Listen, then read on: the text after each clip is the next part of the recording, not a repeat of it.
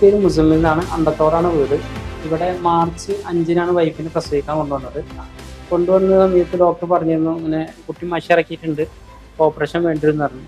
പക്ഷെ ഈ ഡോക്ടറുടെ പ്രയത്നം കൊണ്ട് തന്നെ സുഖപ്രസവം ഉണ്ടായത്. അതിനുശേഷം കുട്ടി സാധാരണ കുട്ടി കരയുന്ന പോലെ കുട്ടി കരഞ്ഞില്ല.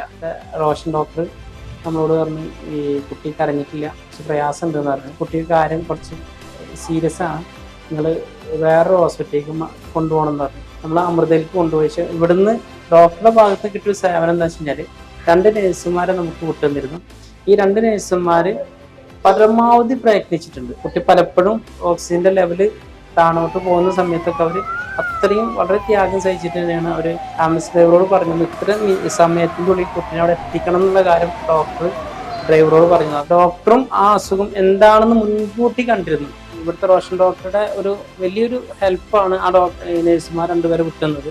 അതേപോലെ തന്നെ ഈ ഡോക്ടർ വെറും ഒരു എക്സ്റേ എടുത്തുകൊണ്ട് തന്നെ ഒരു സൂപ്പർ സ്പെഷ്യാലിറ്റി ഹോസ്പിറ്റലിൽ പോയിട്ട് നമുക്ക് അവിടുന്ന് അവരെന്താണോ പറഞ്ഞതെന്ന് ഡോക്ടർ അതിന്റെ ഉള്ളടക്കം വെറും എക്സ്റേ കൊണ്ട് തന്നെ ഡോക്ടർ പറയുന്നത്. അവിടെ ഒരുപാട് സംവിധാനത്തിലൂടെ പറഞ്ഞു തരുമ്പോൾ ഡോക്ടർ ഇവിടുന്ന് സിമ്പിളായിട്ട് ഒരു എക്സ്റേയിലൂടെ തന്നെ നമുക്ക് അതിന്റെ സീരിയസ് പറഞ്ഞു. ആ സീരിയസിന്റെ അടിസ്ഥാനത്തിലാണ് ഇവിടുന്ന് നഴ്സുമാരെ വിട്ടുന്നതും അതേപോലെ ആംബുലൻസ് ഡ്രൈവറുടെ ഭാഗത്തുള്ള സ്പീഡിൽ പോക്കുണ്ടായതും. നമ്മൾ അമൃത എന്ന് പറഞ്ഞത് ഒരു 5 മിനിറ്റ് വഴുകയാണെങ്കിൽ നിങ്ങൾ കുട്ടികൾ കൊണ്ടുവരേണ്ടിയിരുന്നില്ല എന്നാണ് പറഞ്ഞത്.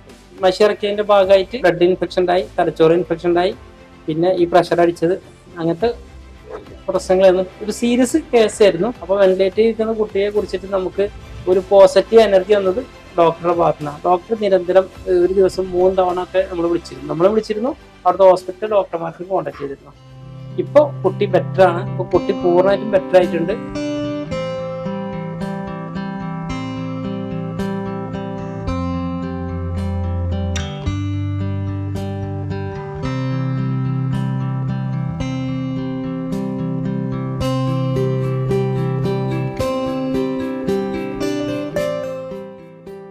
ഒരുപാട് ടെൻഷൻ ഉണ്ടായിരുന്നു മോൻ്റെ ഇത്. പിന്നെ മോനെ കണ്ടിട്ടുണ്ടായിരുന്നില്ല, ഞാൻ ടെൻഷനാവുന്ന എനിക്കൊന്നും പറഞ്ഞിട്ടുണ്ടായിരുന്നില്ല എന്നോട്.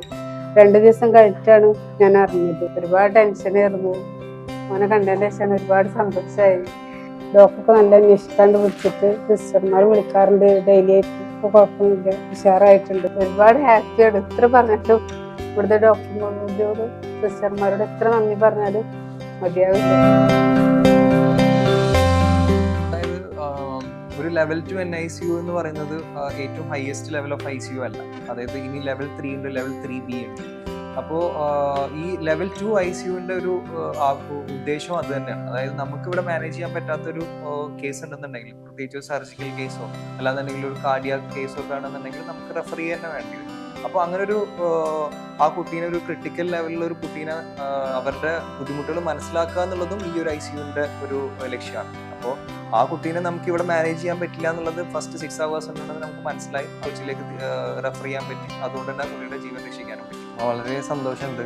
കാരണം ഒരു ഡോക്ടർ എന്ന നിലയിൽ കിട്ടാവുന്ന ഏറ്റവും വലിയൊരു സന്തോഷമാണത്. അതായത് അങ്ങനെ ഒരു കുട്ടീനെ നമുക്ക് രക്ഷിക്കാൻ പറ്റി എന്ന് പറഞ്ഞു.